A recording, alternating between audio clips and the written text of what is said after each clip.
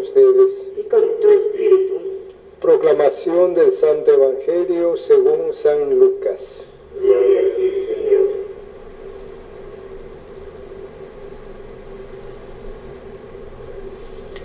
En aquel tiempo Jesús dijo a sus discípulos: no es posible evitar que existan ocasiones de pecado,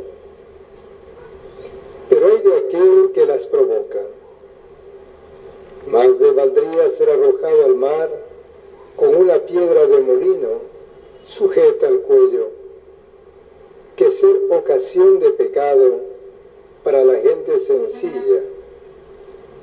Tengan pues cuidado. Si tu hermano te ofende, trata de corregirlo.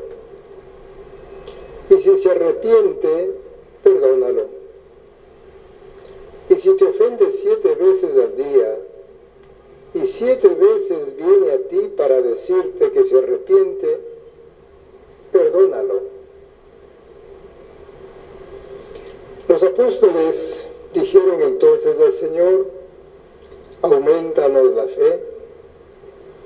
El Señor le contestó: si tuvieran fe, aunque fuera tan pequeña como una semilla de mostaza, podrían decirle a este árbol frondoso: arráncate de raíz y plántate en el mar, y los obedecería. Palabra del Señor. Gloria a ti, Señor Jesús. Queridos hermanos, hoy el Evangelio nos invita a pensar en una realidad que está presente en nuestra vida, y es el pecado. El pecado como una ofensa, como una herida que podemos causar a las demás personas. Y quizás las que más sienten, a las que más les duele, justamente es la gente sencilla, la gente que confía demasiado en nosotros, pero que a lo mejor podemos defraudarla, maltratarla, ser ocasión de escándalo, nos dice. Y de ahí las palabras duras de Jesús, que quien pues provoque, más le valdría ser arrojado al mar con una piedra de molino sujeta al cuello. Y Jesús nos dice algo que nos sorprende. No es posible evitar que existan ocasiones de pecado. No es posible. ¿Y por qué eso? Es por la libertad humana. Siempre depende de nosotros de que hagamos el bien u obremos el mal. El que ayudemos a las otras personas o nos aprovechemos de ellas. Siempre está eso. Ser libres para pensar bien de los demás o pensar mal, para hablar bien o hablar mal. Miren, por eso que nosotros al comenzar la Eucaristía siempre le pedimos perdón al Señor y decimos porque hemos pecado de pensamiento, de palabra, de obra o de omisión. No hemos hecho el bien. De manera que esa es una realidad que está ahí. Pero no podemos quedarnos cruzados de brazos, como que dice, bueno, como existe el pecado, pues no hay nada que hacer. No. Jesús nos dice, mire, si tu hermano te ofende, ¿qué hay que hacer? Trata de corregirle, de indicarle que su proceder no está bien. Eso es corregir. Lógicamente que hay que corregirlo con cariño, con respeto. Pues no podemos ir a humillarle, a maltratarle. No, eso no es corrección. La corrección es invitarle a que cambie de dirección, de camino, hacerle caer en la cuenta de que no está bien eso. Y aquí entonces, fíjense, como una consecuencia de esa corrección vendría el arrepentimiento. El hermano toma conciencia de que aquella palabra o de aquella acción han producido pues heridas, ofensas. Y en ese momento, ¿qué hace? Dice, y te pide perdón. ¿Qué hay que hacer? Pues perdonarlo. Perdonarlo. Y por eso va a decir, y si te ofendes 7 veces al día, y 7 veces viene a ti para decirte que se arrepiente, perdónalo. Entonces el perdón, claro, sigue un proceso.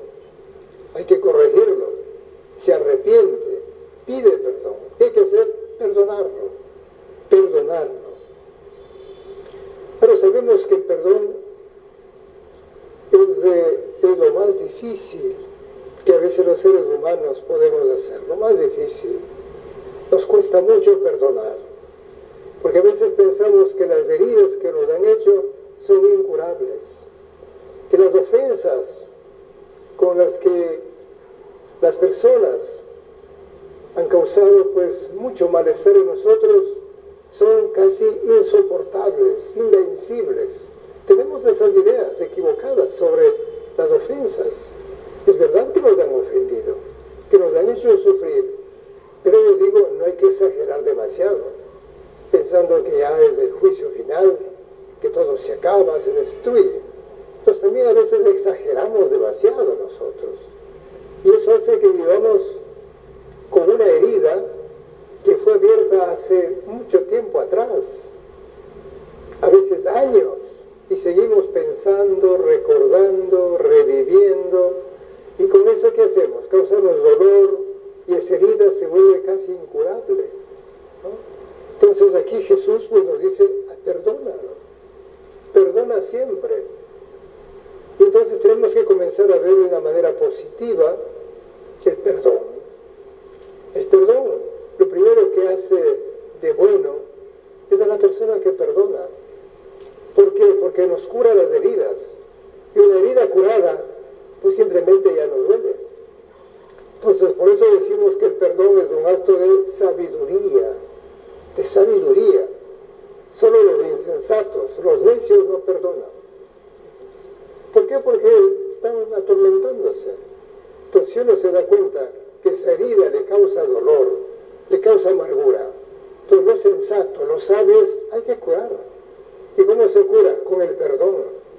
Entonces, por eso el perdón es un acto de sabiduría. Luego es un acto de amor a nosotros mismos y de amor a los demás. Y de amor a los demás comienza por entender que la persona que nos ha ofendido pasaba por un momento quizás de ofuscación, un momento de tristeza, de angustia, momentos difíciles, inclusive que es una persona que se ha enfermado. La gente se enferma de rabia, la gente se enferma de odio, y en esas circunstancias es capaz de ofender, de hacer daño, ¿no? Entonces, cuando una persona está llena, como decimos, de tristeza, de angustia, de rencor, es capaz de hacer barbaridades. Entonces, tenemos que comprender también. Por eso es un acto de amor a nosotros mismos y un acto de amor a los demás, un acto de comprensión. Entonces, ahí sí entendemos mejor que el perdón realmente es un regalo, es un tesoro, algo que Dios siempre nos hace. Y ahí entendemos cómo Dios siempre nos perdona, siempre. Lógicamente que también nos corrige, nos llama a cambiar de dirección, nos llama, nos invita, porque nosotros debemos libremente decirle que sí al Señor. Claro, aquí vimos que los apóstoles un poco se asustan y al final dicen, pero Señor, entonces aumentanos la fe para poder perdonar siempre, aumentanos la fe. Y Jesús va a decir, miren, si tuvieran fe, aunque fuera tan pequeña como una semilla de mostaza, podrían decir a algo frondoso, arráncate de raíz y échate al mar, les obedecería. Es la fe. ¿La fe en quién? En el amor de Dios. La fe en su misericordia, la fe en su perdón, la fe en su ternura. Entonces, en la medida en que creamos más en la misericordia de Dios, en que Él nos perdona de una manera gratuita, sin condiciones, va a ser mucho más fácil perdonar a los demás. Que el Señor, el día de hoy, nos dé esa gracia de perdonar. Como dice Jesús, si 7 veces te arrepiente y te pide perdón, perdónalo. Ya sabemos que el número 7 no es un número de matemáticas, sino un número de plenitud que significa siempre. siempre, siempre. Que el Señor nos ayude a perdonar incluso antes de que nos pidan perdón. Antes de que nos digan soy arrepentido, ya te perdoné, porque concluyo con esta frase que me gusta mucho: el perdón es un acto de amor, es un acto de sabiduría. Que el Señor nos acompañe en este día. Y ahora vamos a orar.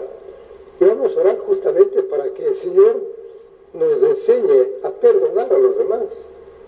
¿Cuántas cosas tendremos en el corazón, ¿no es cierto?, que eliminarlos? Algún pequeño resentimiento, oiga, sáquelo, arránquelo cuanto antes. Algún pequeño rencor, pues también quíteselo cuanto antes. No digamos si hay alguna venganza por ahí, y peor todavía algún odio. Vamos a pedir al Señor que nos dé un corazón nuevo, un corazón puro, un corazón generoso, un corazón noble, un corazón sabio, capaz de perdonar siempre. Que esa sea la intención principal de nuestra oración en este día.